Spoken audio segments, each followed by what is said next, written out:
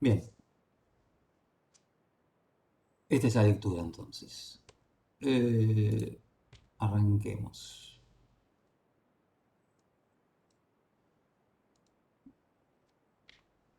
Arranquemos por esta noción de imperialismo, ¿no? Recuerden, de alguna manera nosotros, a ver, cuando arrancamos allá lejos y hace tiempo con el imperialismo de finales del siglo XIX, ¿no? En su etapa bien colonial, colonialista, habíamos visto que hablábamos del imperialismo, digamos, como una fusión, digamos, o una, no me sale el término exacto, ahora, digamos, un cruce de diferentes facetas, aspectos, ¿no?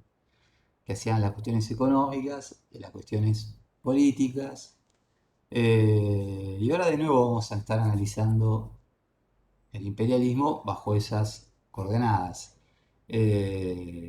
Harvey lo va a formular de la manera en que aparece en esta figura, ¿no? Como una fusión, va a decir contradictoria, y quedémonos con ese aspecto de contradictorio, ¿no? Este es un elemento que por ahí nosotros no estuvimos analizando demasiado anteriormente, pero es interesante para pensarlo, digamos que es una fusión contradictoria entre, si se quiere, la política y la economía, en el sentido que y van a ver que Harvey habla de política estato imperial, digamos, una manera un poco rebuscada de hablar de la política del Estado, en este caso norteamericano, a nivel global, ¿no? Que se basa en el control, obviamente, sobre, bueno, el territorio de Estados Unidos y otros territorios sobre los que va a movilizar una serie de recursos con diferentes finalidades que son políticas, económicas, militares, y esto, digamos, va a depender de diferentes situaciones para ver cuáles son los recursos que se movilicen. Digamos, en la etapa que nosotros estamos analizando, fíjense, digamos, ubiquemos en el siglo XXI, vamos a ver que Estados Unidos tiene, digamos, finalidades políticas, económicas, pero también, digamos, despliega el poder militar en muchas ocasiones para asegurar esos intereses. Y por otro lado, la economía. Entonces acá aparece como dos dimensiones, porque mientras que en el plano de la política, el Estado expresado en el gobierno de Estados Unidos dirige un conjunto de políticas a nivel global para asegurar sus intereses, en el plano económico esto ya no es tan claro, porque la economía, como siempre, la economía capitalista, depende de un conjunto acá de procesos moleculares. ¿Qué significa? Que no hay una sola dirección, que son las decisiones de una enorme cantidad de agentes. Los más importantes, evidentemente, son los multinacionales, el capital financiero, etcétera, que toma un conjunto de decisiones que hay que ubicarlas en el tiempo y en el espacio, digamos, ¿no? Alguna decisión, digo, cuando una multinacional decide reorientar su producción hacia otra locación geográfica, bueno, eso va a impactar evidentemente sobre las relaciones globales. Cuando el capital financiero decide abandonar algún mercado para dirigirse a otro, va a afectar, digamos, los flujos internacionales de capital, etcétera. Y estas decisiones de estos agentes económicos no están necesariamente en manos del poder político de Estados Unidos. Acá hay elementos contradictorios y vamos a ver cómo se manifiestan. Hay de alguna manera vínculos muy estrechos, pero también hay contradicciones en esto, ¿no? O consecuencias no previstas, no deseadas de este conjunto de decisiones. Y aparte porque muchos, digamos, de estos procesos de acumulación de capital no tienen una identidad nacional clara. Quienes dirigen, digamos, los flujos de capital, sobre todo en el tema del capital financiero, etcétera, pero incluso también hay muchas multinacionales que tampoco están necesariamente ligadas pura y exclusivamente a un Estado. Algunas sí, otras no. Entonces digo, acá hay un conjunto de cuestiones que conviene tener en cuenta y que esto cada vez se hace más patente, pero en realidad siempre tuvo esta característica. Digo, la expansión, por ejemplo, colonial de Gran Bretaña. Por un lado está clarísimo que hay objetivos económicos, etcétera, muy claros. Ahora, en algún punto, esa expansión termina siendo un peso para la propia economía doméstica británica y le genera problemas, digamos, en el mediano plazo. Entonces, acá hay esta contradicción entre estas dos esferas, es importante tenerlas en cuenta frente a las visiones que ven una relación demasiado íntima, demasiado estrecha, demasiado funcional entre las decisiones del Estado y los objetivos económicos del capital. Aún en los casos en los que estamos hablando como este, que es de la política imperial norteamericana, las decisiones de política están vinculadas y relacionadas con las decisiones de política económica, pero muchas veces chocan entre sí. Y vamos a ver cómo a lo largo de la clase. Y otro elemento importante, digamos, ¿no? Para buscar y poder, digamos, profundizar en de qué modo Estados Unidos va desarrollando su poderío global. Eh, y tenemos que pensar de nuevo en que el poder imperial tiene dos caras, como todo poder. No solamente el poder imperial, pero muchas veces lo olvidamos en esta esfera, ¿no? Y que se compone de coerción, pero también de consenso. Entonces nosotros vamos a tener que ver también cuáles son las políticas de consenso. Coerción, ¿qué significa? El uso de la violencia. Nosotros tenemos infinidad de muestras del modo en el que Estados Unidos recurre a la violencia desde finales de la Segunda Guerra y mucho más recientemente a nivel global. Lo vimos en su momento, un ejemplo arquetípico, Vietnam, si quieren. Corea, la guerra de Corea antes de Vietnam. Luego, el apoyo a los innumerables golpes de Estado que acaban con experiencias democráticas o constitucionales en América Latina y en otras partes del globo. Menciono América Latina, que es donde nosotros vivimos.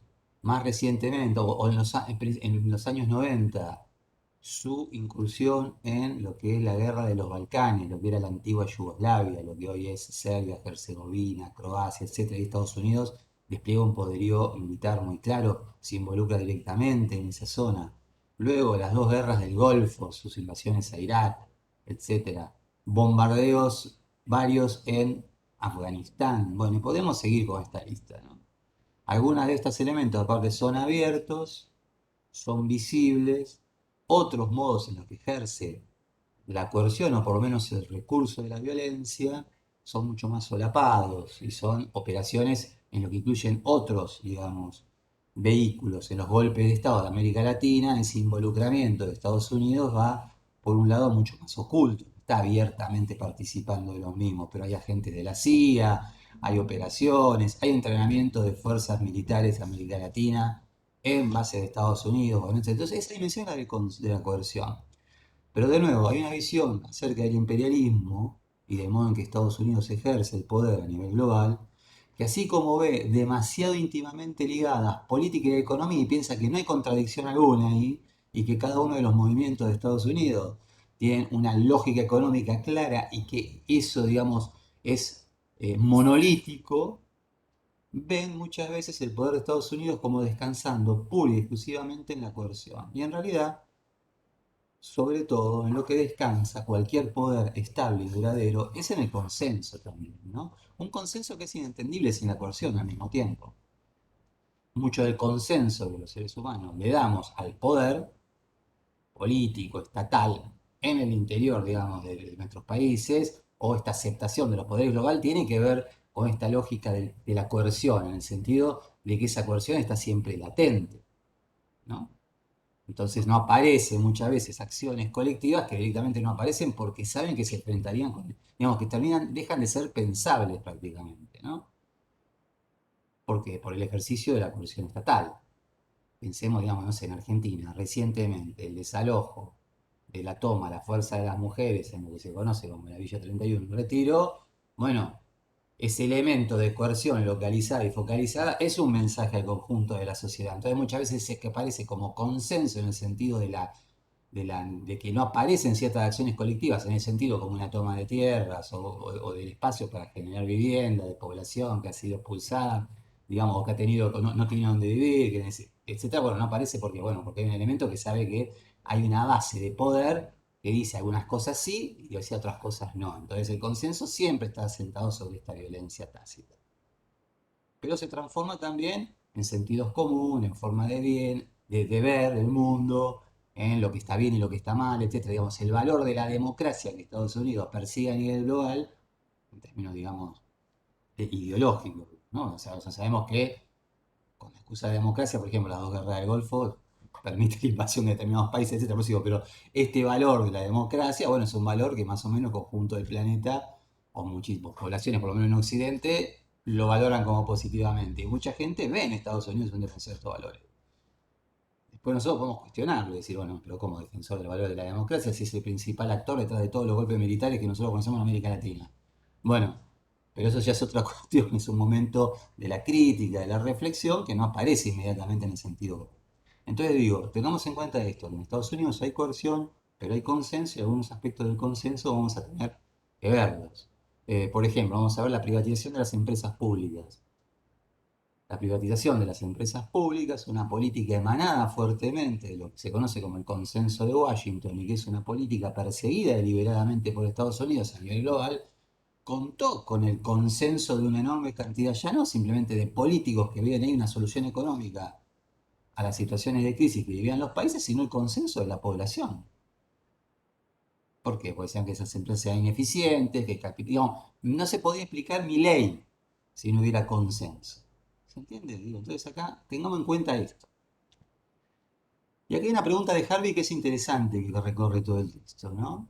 Porque entonces Harvey, entre esta vinculación entre poder político y poder económico, la acumulación de capital, va viendo lo que nosotros venimos viendo desde el principio de año y que ya estaba inscripto en el texto de Leibovitz cuando vimos cuáles son las lógicas que atraviesan la acumulación del capital y descubrimos que una de las lógicas que atraviesan la acumulación de capital llevan a que esta acumulación no tenga límite.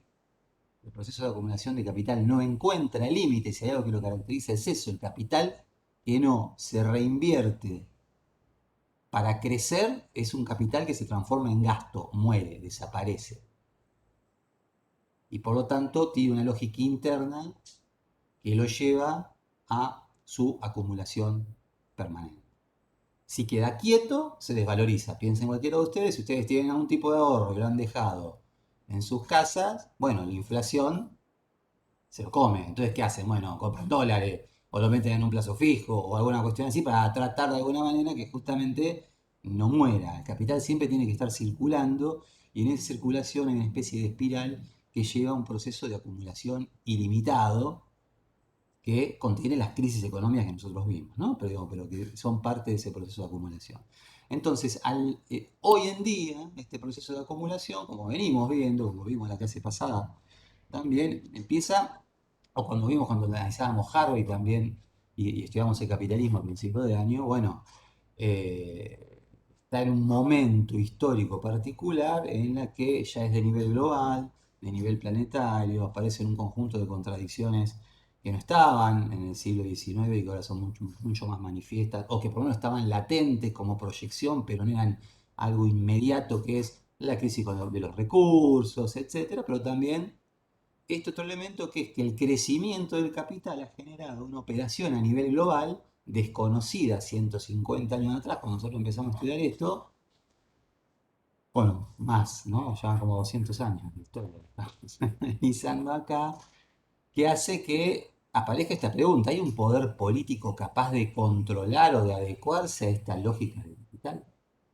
Hasta el momento nosotros vimos esta vinculación entre hegemonías globales, Gran Bretaña, Estados Unidos, después de la Segunda Guerra, pero hoy en día, bueno, aparece esta pregunta acerca de la capacidad de determinados estados o conjuntos de estados para, de algún modo, ordenar estos procesos de acumulación capitalistas y la situación va a conducir inevitablemente a un caos cada vez más grande, cada vez mayor, ¿no? Y este caos cada vez más grande, cada vez mayor, tiene que ver con una lógica intrínseca al mercado capitalista, que es que el proceso de acumulación de capital depende de un sinnúmero de decisiones de capitales privados, no importa cuál sea su tamaño, pueden ser enormes, pero no dejan de ser privados en el sentido que es una decisión tomada autónomamente pensando en el beneficio futuro que le da, digamos, esa inversión, y esto es multiplicado por una cantidad innumerable de actores económicos, y esto lleva, bueno, a que sea muy incierto los resultados de estos procesos de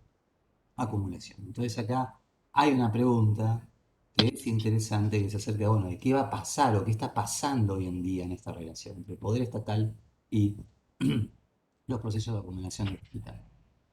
Entonces, bueno, ahora veamos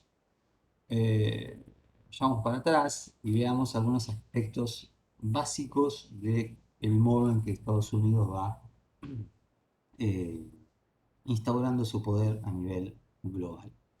Hay una etapa que Hoban es otro de los autores que vemos mucho, así que se me cruzó acá, que Harvey va a caracterizar como imperio ligero, ¿no? ¿A qué se refiere con esto de imperio ligero? Bueno, en comparación con lo que era el imperialismo de características colonial, con ocupación de territorios, el de Estados Unidos es distinto, digamos, se manifiesta de una manera distinta. Nosotros ya lo habíamos visto. Estados Unidos no se caracteriza por el dominio colonial, en el sentido de incorporación territorial.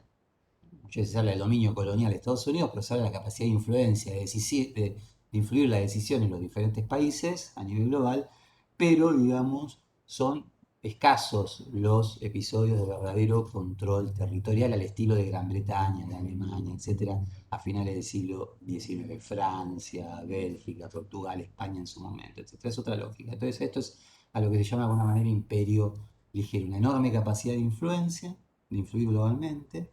Puede ser, digamos, que tenga presencia territorial, sobre todo a través de bases militares, pero las administraciones de los estados, por lo general, aparecen de manera autónoma, más o menos influidas, más o menos dependientes por el poder de Estados Unidos, pero no dejan de ser autónomas, por lo general. Y en esta etapa, que va de la Segunda Guerra Mundial a mediados de los 70, que ya imperio, digamos, ligero, una característica que se va a sostener después, digamos, Estados Unidos va a seguir siendo un tipo de poder que no va a hacer de la ocupación territorial su aspecto central, pero bueno, Harvey limita la caracterización de esta etapa con este adjetivo de ligero. Hay dos elementos que son interesantes para entender cuál es la estrategia interna de Estados Unidos, ¿no? Nosotros siempre vamos viendo qué hace globalmente. Bueno, qué hace a nivel local. Entonces acá hay una decisión, digamos, de las clases dominantes muy férrea que tiene que ver con el modo de administrar el orden social interno, ¿no? Y hay una lógica así muy clara de que se debe mantener estable el orden social al interior de Estados Unidos, pero estable en el sentido de evitar toda distribución radical de poder, de riqueza, o incluso eliminando cualquier tipo de desafío que aparezca en términos políticos a la élite gobernante. Y sobre eso está asentado muy claramente el bipartidismo en Estados Unidos entre republicanos y demócratas. Los menores atisbos de desafío a esta élite son combatidos de manera muy férrea.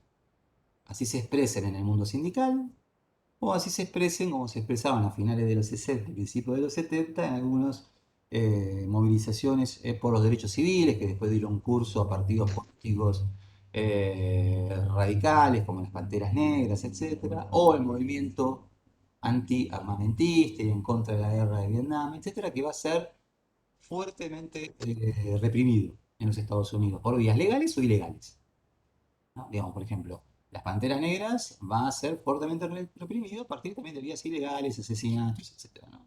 De sus principales dirigentes, un conjunto de operaciones encubiertas, infiltración de estos grupos. Entonces, aquí hay un elemento muy claro en Estados Unidos que remite a que debe evitarse procesos de distribución radical, poder de riqueza, etcétera. Y cuando decimos distribución radical, porque la palabra radical, digamos, yo tomo un poco como del texto de Harvey, pero a nosotros radical nos vincula más a un acto más vinculadas a reformas grandes, ¿no?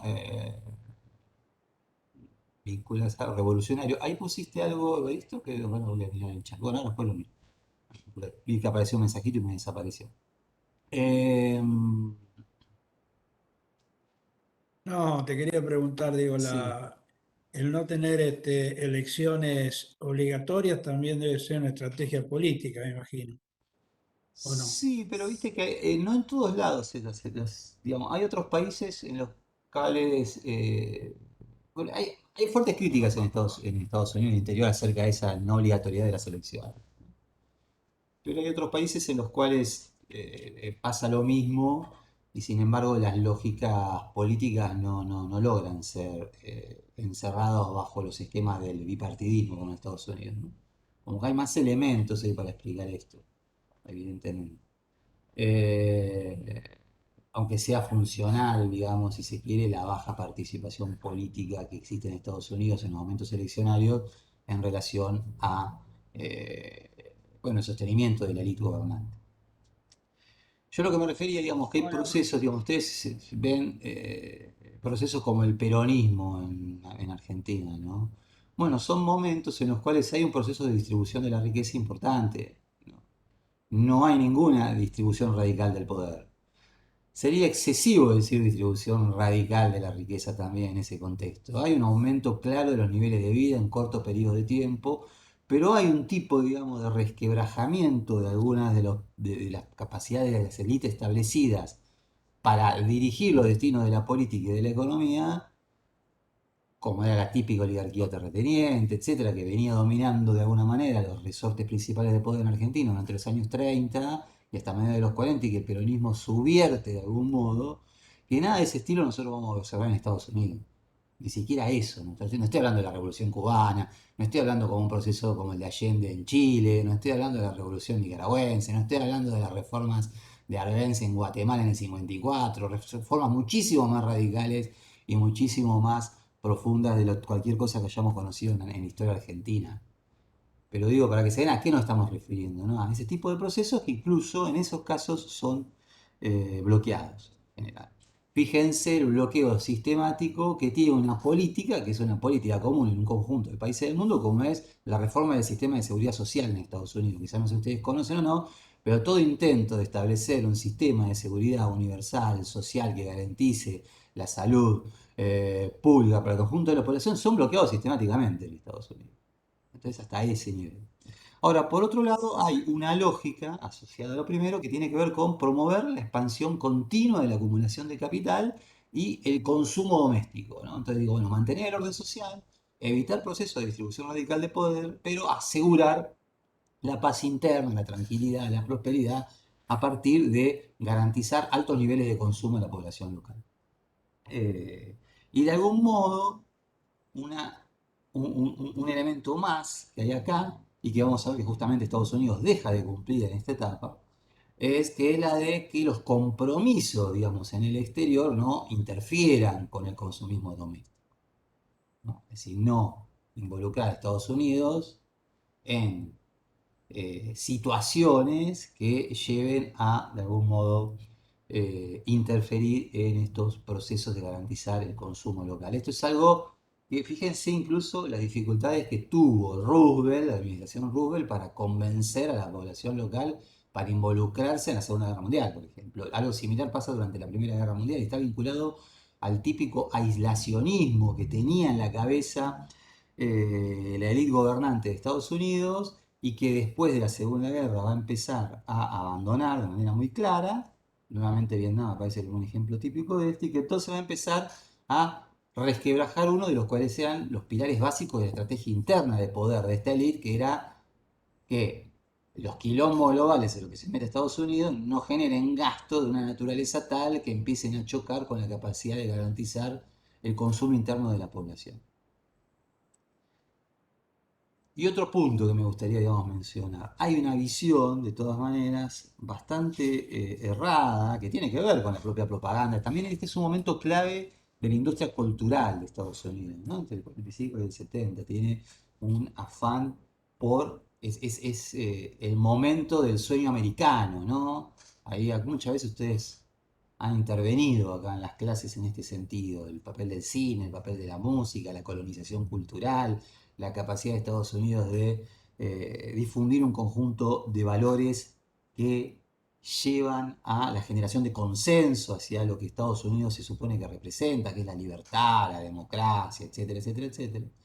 Eh, Digo, y esto muchas veces lleva a una visión errónea, ¿no? A que la calidad de vida del conjunto de la población de Estados Unidos es elevada y goza de niveles de consumo desconocidos para cualquiera de los que habitamos en América Latina, etcétera. Bueno, esto no es así, ¿no? En Estados Unidos también hay un enormes bolsones de pobreza estructural, que alcanza prácticamente al 20% de la población, etcétera, pero tiene sí un nivel de consumo en sectores medios y sectores medios altos muy expandido, y expandidos aparte territorialmente, que permiten de alguna manera la generación de ese consenso. Acá, si se quieren, podemos vincularlo a lo que plantea Evaristo, en el sentido de que hay análisis y estudios acerca de que la población pobre de Estados Unidos tiene una participación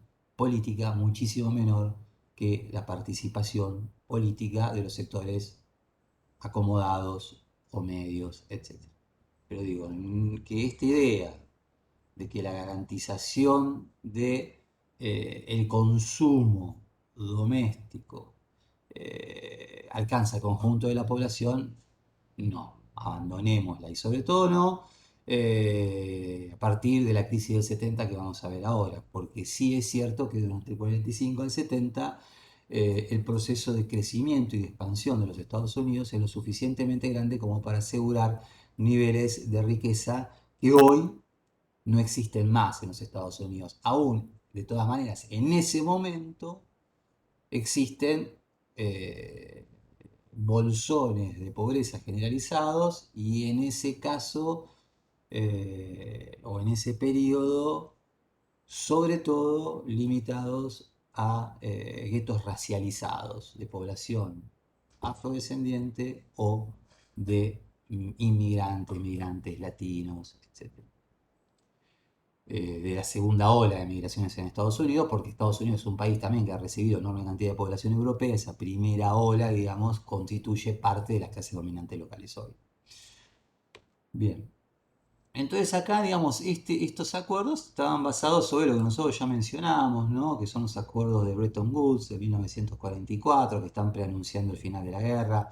Estos acuerdos de Bretton Woods, de los que participan una cuarentena de países, más o menos, eh, se alcanza en un contexto en el cual ya está clara la derrota de Alemania. La derrota de Alemania es cuestión de tiempo y están pensando de qué manera organizar el comercio mundial para evitar un tipo de entorpecimiento del mismo parecido al que sigue al fin de la Primera Guerra Mundial y sobre todo a la crisis del 30. Están tratando de garantizar los intercambios globales, están tratando de evitar políticas proteccionistas de los estados nacionales, etcétera.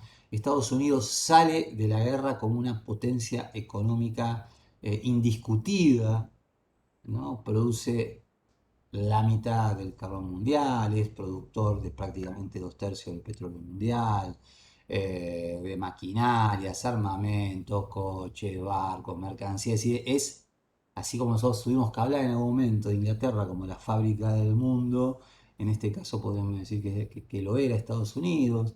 Es aparte una nación que no ha sufrido la guerra en su propio territorio, en un conjunto de... aparece como el principal acreedor de los países que participaron de sus aliados, de Francia, de Inglaterra, pero del conjunto de Europa. Nosotros hablamos del Plan Marshall que se va a ir imponiendo luego de 1947. Este es otro momento en que Estados Unidos asegura su poder, etc. Entonces, digo, tengamos en cuenta eso, Estados Unidos es un poder económico eh, indiscutido al fin de la Segunda Guerra Mundial y por lo tanto va a ser la cabeza de ese proceso de reorganización de las relaciones globales, políticas y económicas. De alguna manera entonces el objetivo de Bretton Woods es poner en marcha un nuevo orden económico internacional, estabilizar las transacciones comerciales. Va entonces a haber acá la necesidad de definir algún tipo de sistema monetario internacional. Siempre, digamos, los países hegemónicos, bueno, quedan a la cabeza de alguna manera eh, de quiénes son los que imponen las reglas para esos sistemas monetarios de carácter internacional. Acá va a haber una disputa, que es una disputa, si se quiere, entre con un tipo que lo conocen, digamos, ¿no? Que es Keynes, ¿no? Keynesianismo, ustedes han oído hablar seguramente bastante del keynesianismo y de nuevo se habla mucho en esta vinculación, aparente, digamos, antagonismo entre políticas liberales y políticas keynesianas, que yo la mencionaba, que no es tal, de alguna manera, ¿no? Que es mucho más sutil las maneras que se relacionan, pero digo, aquí Keynes tenía una posición que lo que estaba buscando era establecer para estas transacciones internacionales una moneda de carácter global, ¿no? Si una moneda especial para las transacciones internacionales y que las monedas nacionales locales se aten a esta moneda global. Estados Unidos va a bloquear esta propuesta y va a imponer un sistema monetario que va a descansar básicamente sobre su moneda, sobre el dólar, el conjunto de las transacciones internacionales durante muchísimo tiempo no tuvieron otra moneda, digamos, que no sea el dólar. En el siglo XXI esto cambió porque apareció el euro y aparece también el yen y hay muchísimas transacciones comerciales que se realizan en esas monedas, pero hasta en este momento no. Y este dólar estaba atado aparte a las reservas de oro de Estados Unidos que crecieron monumentalmente durante la Segunda Guerra Mundial. Entonces había articulado un sistema monetario de tipo internacional regido por el dólar, atado a las reservas de oro de los Estados Unidos y por lo tanto otorgándole un poder central a Estados Unidos para dirimir e intervenir en el comercio internacional. Es el momento en que ya lo hemos mencionado también anteriormente, que se crean, digamos, dos organizaciones muy conocidas por cualquiera de los que vivimos, bueno, iba a decir en América Latina, hoy en día en el mundo, ¿no? Que son el Banco Mundial y el Fondo Monetario Internacional, y a partir de ese momento, de alguna manera, entonces, lo que siempre sucedía era que los déficits fiscales debían ser pagados, los déficits, digamos, no fiscales, los déficits en las balanzas de pagos internacionales, hablamos de esto, ¿no? Yo compro más de lo que vendo, digamos, por lo tanto tengo una balanza comercial desfavorable, ¿no? Compré por 10 y vendí en Argentina. Compré manufacturas por 10 pesos, pero por 10 dólares, pero vendí por 5 mis materias primas. Bueno, tengo que de alguna manera pagar esta balanza comercial negativa. Tengo que recurrir a las reservas que yo tenga en el banco. Ahora, tienen que ser reservas internacionales. Tengo que pagar con los dólares que yo tenga acumulados. ¿Sí?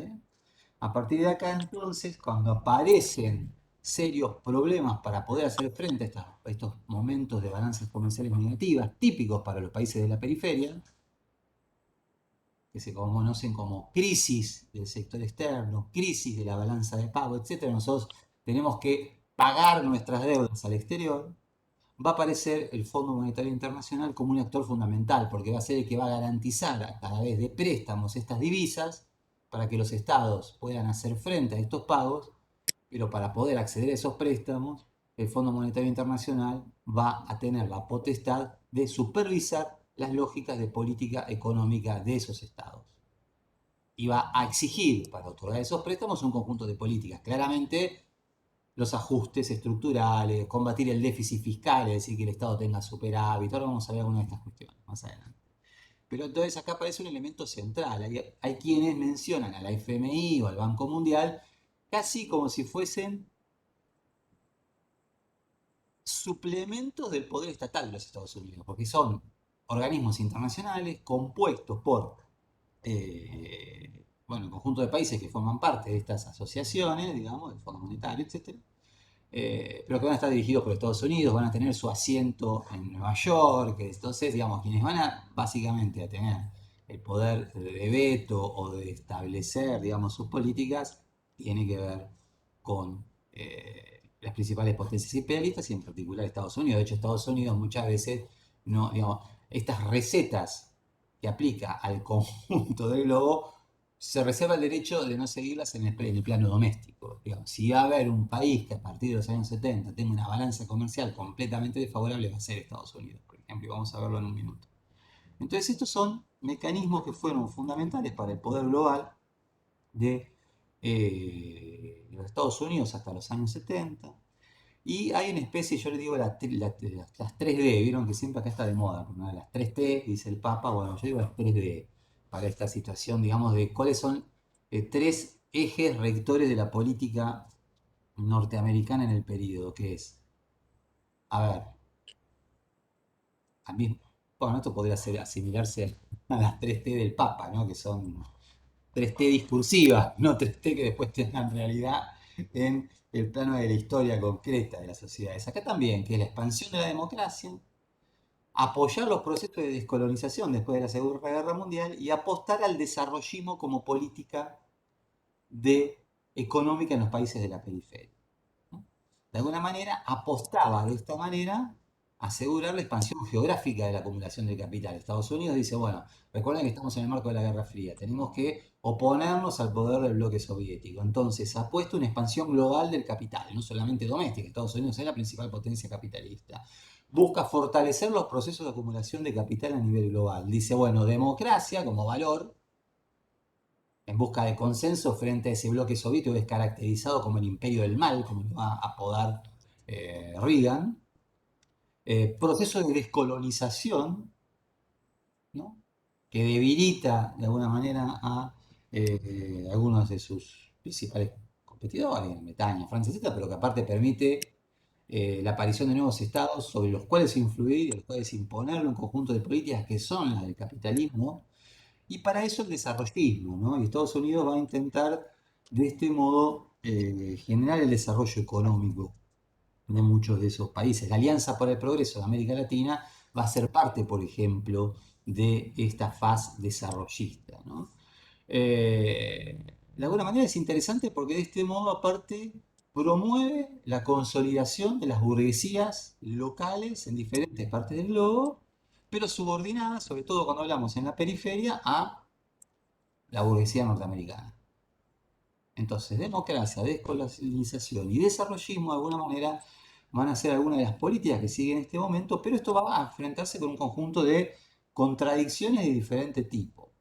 Eh, Cuando hablamos de la política de descolonización, va a haber un discurso global de Estados Unidos que va a rechazar el racismo a nivel mundial. Aparte salimos de la Segunda Guerra, el racismo ha sido una de las características básicas enarboladas por el nazismo contra la población judía y otro tipo de identidades racializadas, digamos, en el marco de la Segunda Guerra Mundial. Vimos nosotros las violencias que generan ancladas en concepciones racistas en la guerra en Asia, entre Japón, China, es decir, el racismo ha sido un elemento central de la Segunda Guerra Mundial. Estados Unidos se va a presentar como una potencia que vincula democracia y descolonización a pelea y al rechazo del racismo, pero lo va a mantener inalterado en los propios Estados Unidos, donde la discriminación de la población afrodescendiente llega hasta el punto de que no gozan de plenos derechos civiles y de plenos derechos políticos en algunos de los estados de los Estados Unidos. Vieron que Estados Unidos tiene esta lógica que es muy disímil, digamos, los derechos civiles, políticos, etcétera, que tienen en los diferentes estados por ese fuerte federalismo con el que se constituye. Dos, digo, ¿no?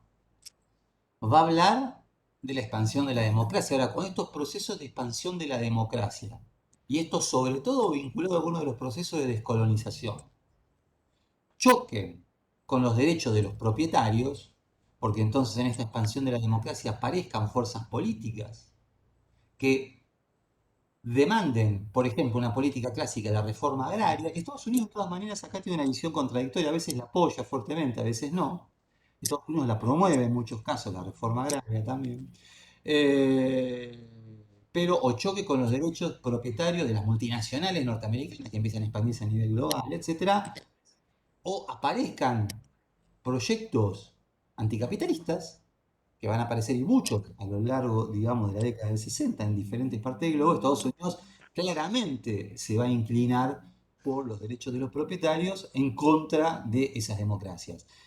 La historia detrás de la mayoría de los golpes militares de América Latina que vengo mencionando tiene que ver con esta cuestión, con esta visión de una amenaza a los derechos del capital y los derechos de los propietarios. Entonces, acá hay otra contradicción que se va a manifestar entonces como una contradicción que va a tomar un cariz político cada vez más fuerte a lo largo de los 60 y 70, que va a ser la aparición de un fuerte antiimperialismo yanqui, que no es una novedad, en América Latina preexiste, pero que se va a hacer haciendo cada vez más de carácter global. Tres, la apertura comercial lo va a hacer finalmente vulnerable a la competencia. Entonces, fíjense, ¿no? Hay una política dirigida desde el Estado que busca un sistema multilateral de pagos que sea lo más fluido posible y que garantice el comercio global. Pero acá vamos a ver lo que planteaba Harvey. La lógica política y la lógica económica se van a entrelazar a veces de manera virtuosa, y acá se van a enlazar de alguna manera virtuosamente porque va a generar una enorme expansión del capital, las décadas doradas, ¿no? De creación de riqueza, de expansión del capital a nivel mundial, a nivel global y muy fuertemente en los países desarrollados, pero va a generar al mismo tiempo fenómenos no deseados, por lo menos para los Estados Unidos, que es hacerlo cada vez más vulnerable a la competencia de otras potencias.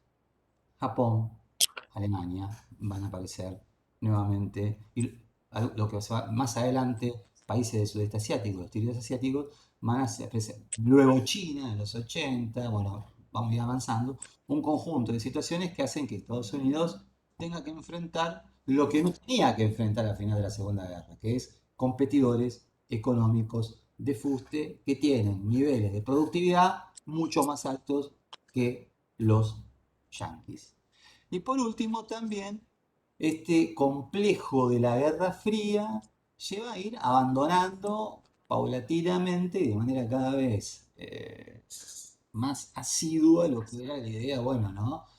Se habían metido hasta el tuétano en la Segunda Guerra, pero de alguna manera eso los había beneficiado muy fuerte. Acá empiezan a aparecer las intervenciones en el extranjero, intervenciones que tienen una lógica política básicamente, que tienen que ver con esta teoría del dominó, que cada país que parece que va para el lado del comunismo se lo piensa como una pieza del tablero que cae, que va a ir haciendo que caigan otras piezas en el tablero, digamos, del comunismo, avanzando en contra del capitalismo. Estados Unidos va a intervenir y va a hacer que estas intervenciones en el extranjero refuercen el complejo militar e industrial a expensas muchas veces del consumo interior, ¿no? A fines de los 60, principios de los 70, vamos a ver que parte de la demanda de los grupos que se oponen a Vietnam, a la guerra en Vietnam, que se oponen a la militarización de la política, que se oponen a estos gastos, tienen un discurso que también tiene una faceta económica y que es que, bueno, que esto atenta contra el consumo de la población local. Entonces acá hay una serie de manifestaciones de las crisis que es un poco las que venía mencionando. En el plano externo, la guerra de Vietnam va a ser va a transformarse en un elemento problemático, porque en el plano interno va a ser uno de los polos que va a generar amenazas a estas élites gobernantes, manifestaciones, organizaciones políticas, etcétera. El movimiento de los derechos civiles, que aparece primero como una fase pacífica encarnada en Martin Luther King, pero que paulatinamente va a, frente a las frustraciones que encuentra para llevar adelante bueno, la adquisición de esos derechos que están reclamando, eh, la aparición de grupos que van a apostar a la violencia, ¿no? Eh, o organizaciones políticas como las Panteras Negras, ¿no? Que combinan, digamos, una política de asistencia a su propia población, de autonomía, de autogestión, con la autodefensa y por lo tanto recurren, digamos, al armamento de sus militantes, etcétera. Y esto genera tensiones dentro de la política norteamericana. Eh, un choque, como les decía, entre los procesos de militarización y el gasto que esto conlleva con la posibilidad de sostener los niveles de consumo interno. Y por lo tanto, paulatinamente, digamos, problemas que van a ser enfrentados mediante la emisión monetaria, ahora vamos a ver un poco más esto, es decir, frente a los procesos de inflación que va a empezar a manifestarse en Estados Unidos, el Estado yanqui va a recurrir a la emisión de moneda de dólares y esto va a generar toda una bola que de alguna manera va a terminar repercutiendo, vamos a ver algunas cuestiones más que hacen a esto, en los fuertes procesos de financiarización, es decir, el capital financiero empieza a tener un papel cada vez más preponderante, ¿no? Y esto está vinculado a la crisis internacional capitalista de mediados de la década de 1970, que va a estar detrás de lo que se conoce como el giro neoliberal de mediados de los años 70, que no es otra cosa que un proyecto político y económico para restaurar el poder global de la burguesía, ¿no? Y básicamente de las burguesías de los países desarrollados y fundamentalmente del poder de los Estados Unidos, y es con lo que nos vamos a meter ahora. Bien, ahora digo, esta crisis internacional capitalista de mediados de la década de 1970 se vincula con, de nuevo, y aquí tenemos que ir a Leibovitz, si se quiere, con el éxito previo de los procesos de acumulación. Hay un proceso de sobreacumulación de capitales a nivel global, pero que además se conjuga con eh, una crisis particular, que es la crisis de 1973 del petróleo, que va a generar el aumento de los precios de los combustibles, y esto va a generar una presión inflacionaria a nivel global. En el caso de Estados Unidos, esto va a llevar a la emisión de papel moneda y de dólares. Pero ustedes recuerden que habíamos dicho que los acuerdos de Bretton Woods decían que esos dólares que se imprimían debían estar vinculados y atados a las reservas de oro de los Estados Unidos. Pero lo que nosotros estamos viendo es que a medida que aparece esta competencia de otros países, Estados Unidos paulatinamente va a pasar de ser un país que vende más de lo que compra a ser un país que compra más de lo que vende. Y por lo tanto, entonces, va a haber un conjunto de emisión monetaria, pero que ya no va a tener respaldo en la cantidad del oro acumulado en sus reservas. Y esto va a generar presiones devaluatorias sobre la moneda. Ese dólar, si antes había 10 dólares que eran igual a 10 onzas de oro, ahora Estados Unidos ha generado una masa de moneda que es 15 dólares, pero lo que sigue habiendo en las reservas son 10 dólares o 9. ¿Por qué digo 9? Porque muchos de los países competidores de Estados Unidos, atentos a este proceso de emisión monetaria que hace la Reserva Federal de Estados Unidos, empiezan a acumular estos dólares y a intercambiarlos, ya no acumular en dólares, sino tratar de acumular en oro, y tratar de intercambiarlos por oro. Esto lleva a que entonces aparezca la amenaza tangible de que Estados Unidos tenga que desprenderse de enormes cantidades de reservas. Esto de hecho empieza a pasar, empiezan a caer las reservas en oro de Estados Unidos. Estados Unidos decide a principios de los 70 finalizar con este esquema. Entonces acá aparece un elemento también que es importante, que es, entramos en un momento histórico del desarrollo del capitalismo en que las monedas circulantes dejan de estar atados a reservas, como había sido en los 150 o 200 años anteriores, materiales tangibles de metales preciosos, en este caso el oro. Y esto va a generar entonces un reforzamiento de la capacidad de capital financiero de acumular dinero y de emitir más formas de dinero en formas de financieras, de estas que son prácticamente ya imposibles de seguir, ¿no? Títulos, bonos de deuda, acciones, etcétera, etcétera, etcétera. Es el momento en que estamos viendo cómo aparece el capital financiero como un actor fundamental en esto que vamos a ir viendo ahora, que es el giro neoliberal. Entonces acá se conjugan varias cosas. Una crisis clásica del capitalismo por sobreacumulación de capital. El capital produce más mercancías de lo que el mercado puede absorber y puede demandar. Recordemos siempre, esto no significa, digamos, a ver, población con necesidades insatisfechas, millones de seres humanos, pero no tienen el dinero para poder, digamos, satisfacerlas. Por lo tanto, existe una sobreacumulación de mercancías que no salen al mercado, porque no aparecen estas necesidades en forma de demanda, porque por la pobreza generalizada de enorme cantidad de la población.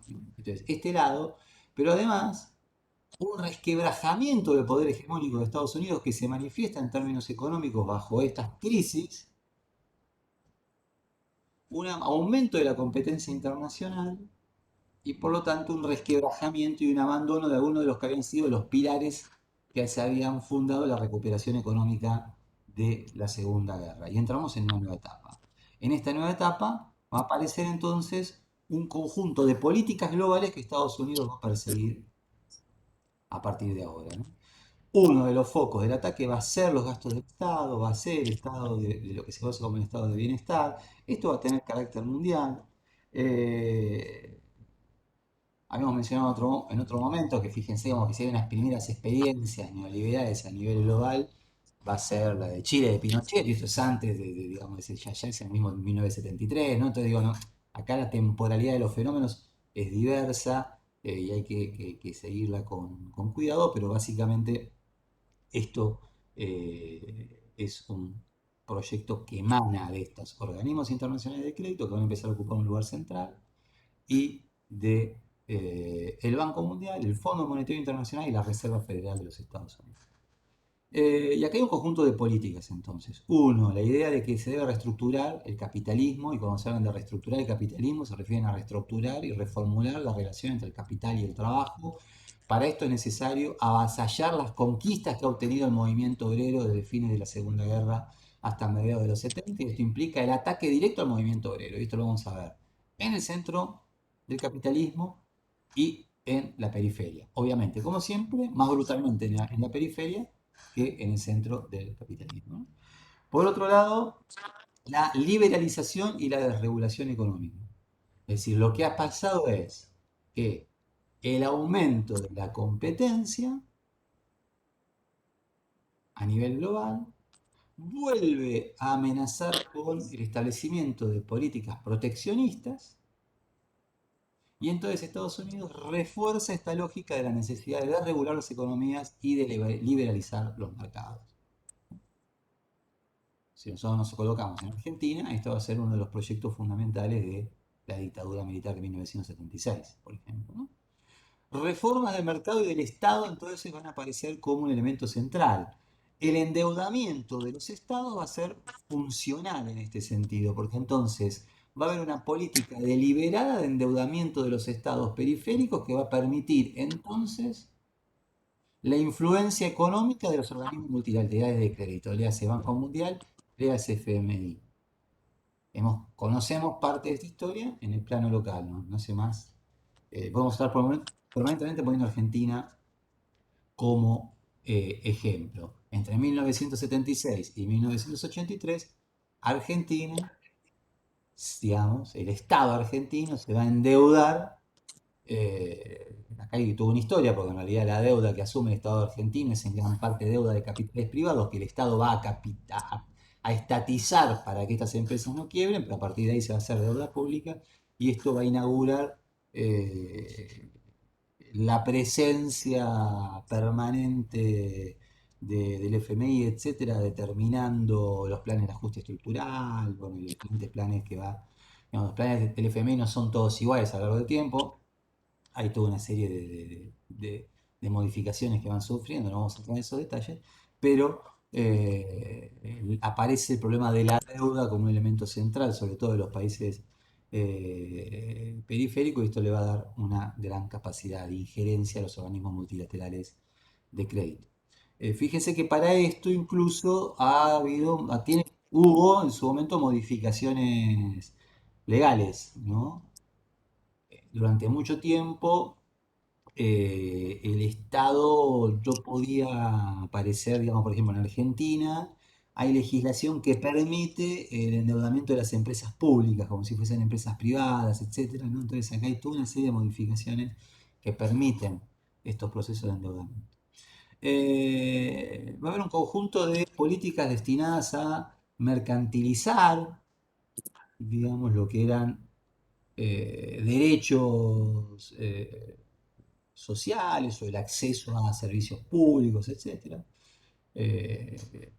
Eso está fuertemente ligado a la privatización de las empresas estatales, servicios públicos, energía, casas estratégicas, eh, varias, ¿no? Todo lo que nosotros conocemos como servicios, por ahí la gente más joven le cuesta imaginárselo, pero para los que somos más grandes, nos criamos en un mundo en que el gas lo proveía empresas públicas del Estado, la electricidad la proveía empresas públicas del Estado, los teléfonos y las comunicaciones eran, digamos, un servicio que ofrecían empresas públicas del Estado, había una flota marítima estatal, el agua era, digamos, un servicio que ofrecían empresas públicas estatales, las, bueno, YPF, aerolíneas, que ahora aerolíneas más, YPF menos, porque es una sociedad anónima de acciones, eran empresas por completo estatales, los trenes eran estatales, bueno, no, voy pensando en cuestiones que eran estatales y que no son más.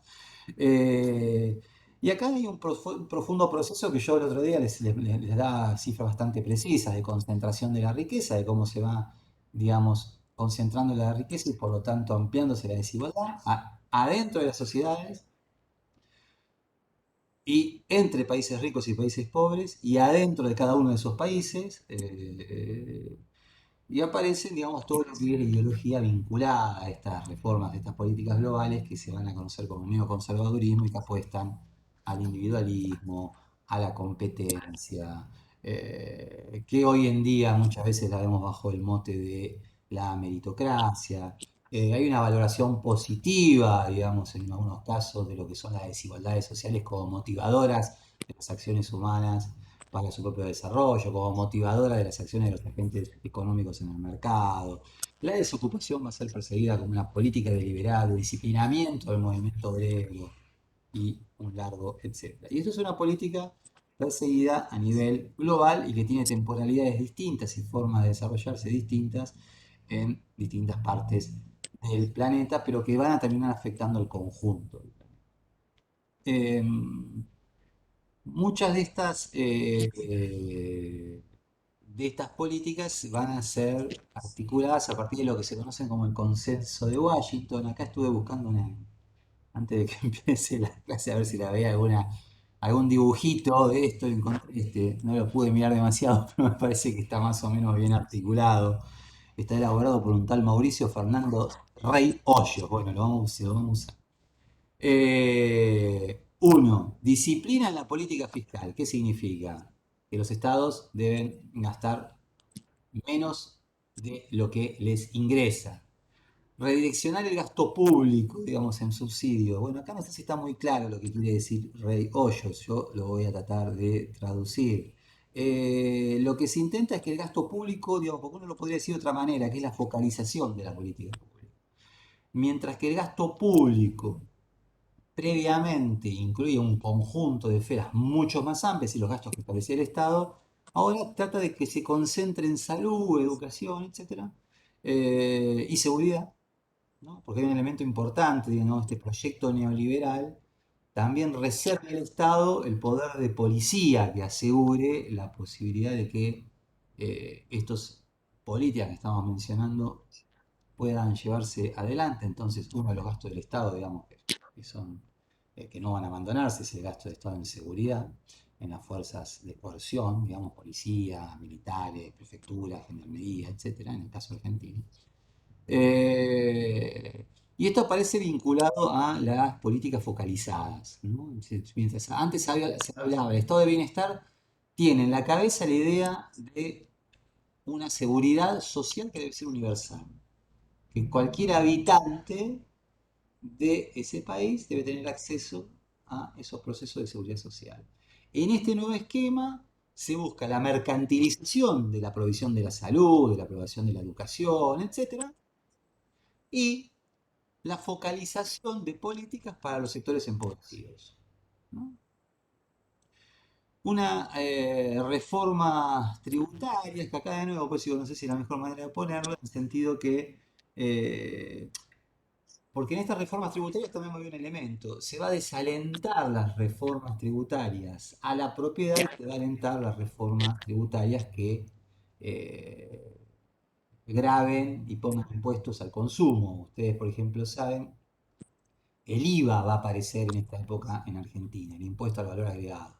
¿Qué es el impuesto al valor agregado? Un impuesto que pagamos todos y todas cuando compramos cada una de las mercancías que circulan por ahí y que por lo tanto es mucho más fácil de recaudar para el Estado y de fiscalizar, pero tiene, digamos, en su corazón una profunda desigualdad, en el sentido de que las personas más ricas, cuando van a comprar el pan, pagan el mismo tipo de impuesto por ese kilo de pan que lo paga una persona pobre.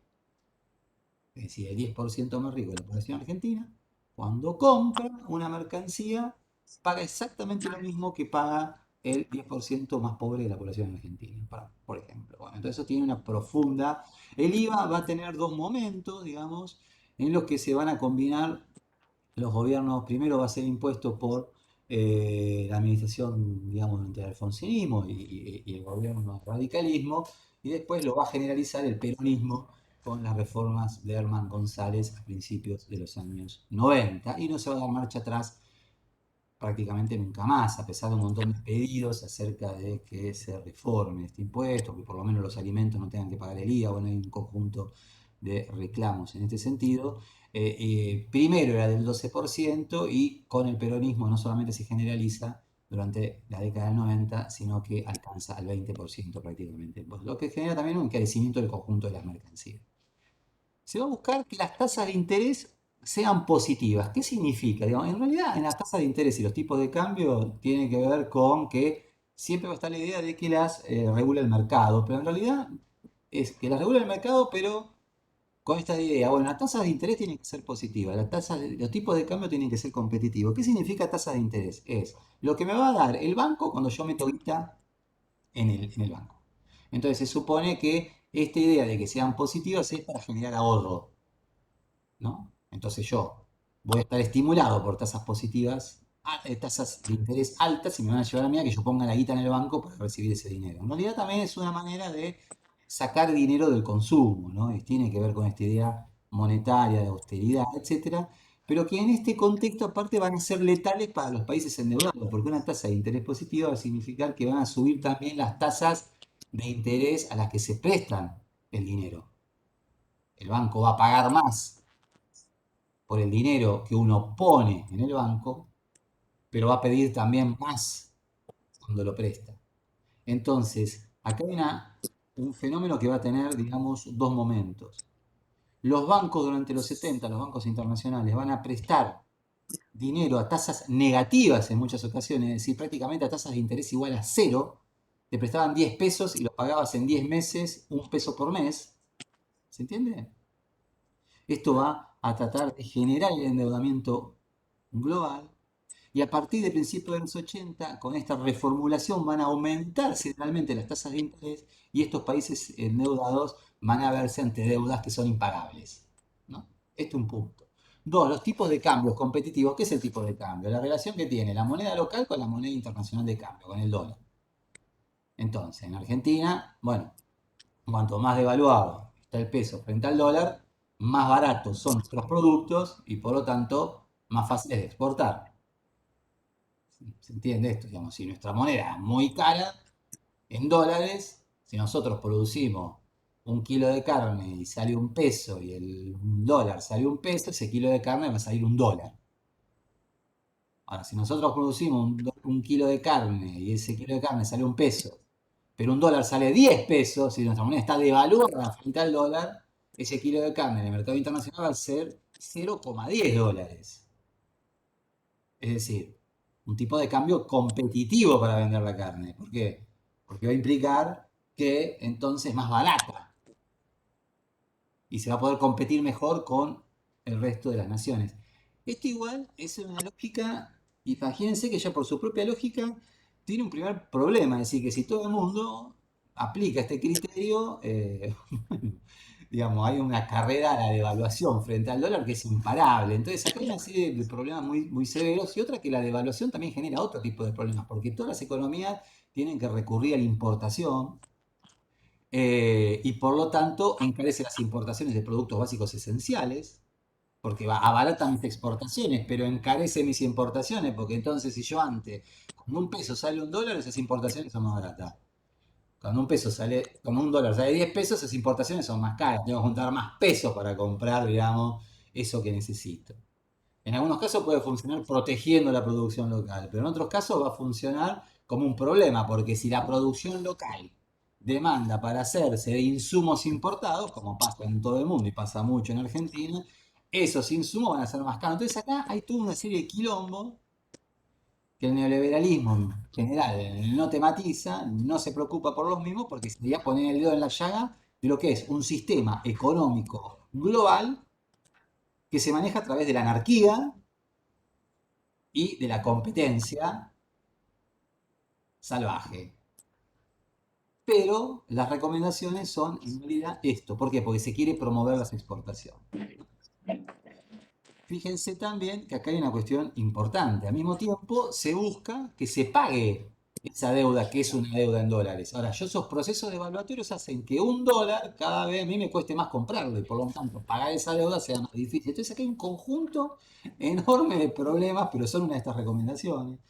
Y liberalización del comercio, inversión extranjera, privatización de las empresas, desregulación de mercado y sobre todo protección a rajatabla de los derechos de propiedad privada, evitando que el Estado pueda embarcarse en expropiaciones, etcétera. Esto es simplemente el listado de lo mismo que yo lo tenía de esta manera y que busqué una figura a ver si se podía hacer más atractiva. Bien, entonces, esto va a ser el giro neoliberal que nosotros vamos a conocer desde mediados de los 70 en adelante, que en Argentina y que en el resto del mundo va a tener dos etapas, Profesor, no se escucha. ¿no? Hola, ¿me escucha el resto? Hola.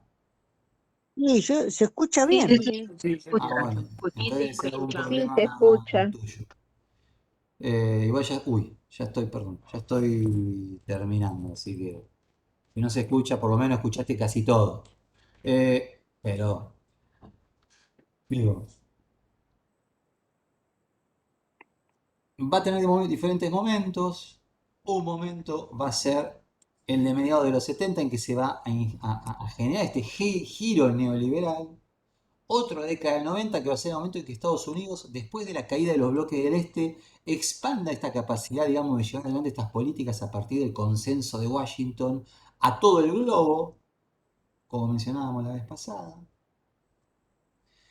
Pero otro momento va a ser el cual, o a lo largo también de todo este periodo, va a ir llevando una situación en la que se van a generar un conjunto de contradicciones que a principios del siglo XXI, donde nos encontramos ahora, van a ser cada vez más acuciantes para los Estados Unidos también, ¿no?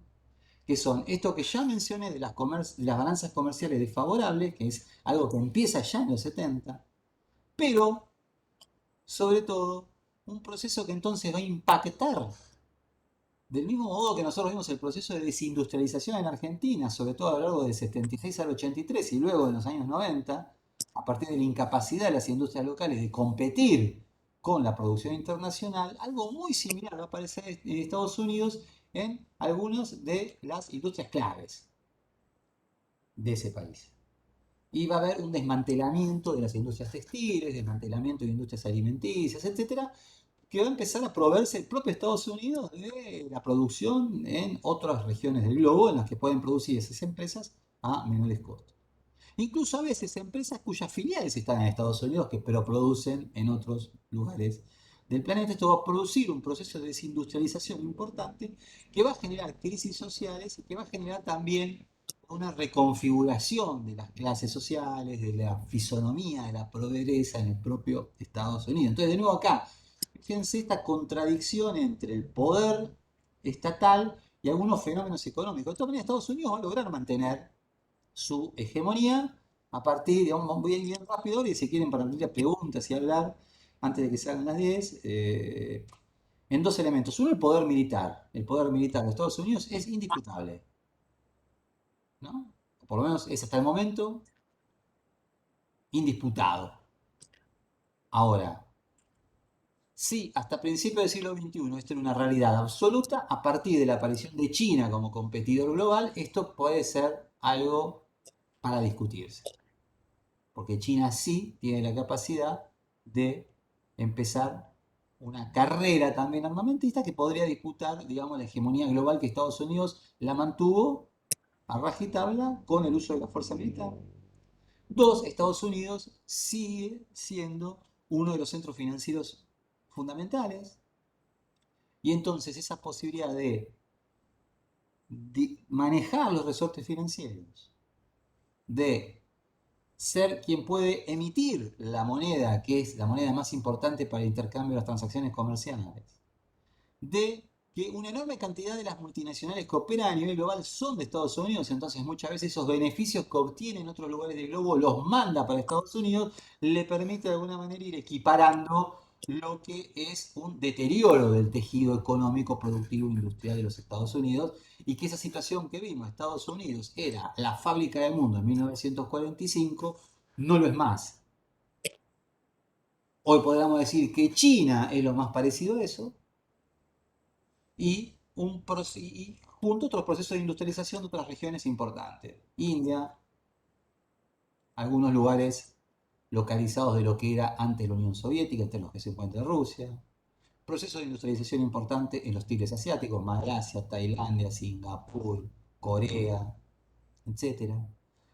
Zonas regionalmente acotadas de producción muy barata, como el norte de México con las maquilas, zonas de Brasil, etcétera. Entonces digo, Estados Unidos de algún modo perdió ese lugar central que tenían sus producciones y de alguna manera, si ustedes siguen la política internacional, verán que parte de la crítica de esta situación fue lo que le dio la capacidad a Donald Trump de ganar las elecciones con una promesa de vuelta a ese momento de Estados Unidos como gran fábrica del mundo, establecer políticas proteccionistas, etcétera, etcétera, etcétera. Y Estados Unidos es de alguna manera un gran deudor también, pero que lo soluciona vía emisión monetaria, y se da una situación muy paradójica, en el sentido que, bueno, acá ahora voy a abrir las preguntas, porque hay un montón de cosas que me gustaría decir, pero prefiero ver con qué están preocupados ustedes y preocupadas y vemos para dónde vamos. Por ejemplo, el China, Europa se ha transformado en determinados momentos, la propia India, en lugares en los cuales hay una enorme acumulación de dólares, de las reservas mundiales, etc. Y tiene la capacidad de generar la venta masiva de esos dólares, sería generar presiones devaluatorias muy fuertes sobre esa moneda. Y en ese sentido podría generar quiebras también generalizadas en muchos de los bancos de Estados Unidos, etc. Y muchas veces en los últimos años, si ustedes prestaban atención, se han topado con noticias que orillaban este problema. Pero al mismo tiempo, Estados Unidos sigue siendo un principal comprador de materias primas a nivel global.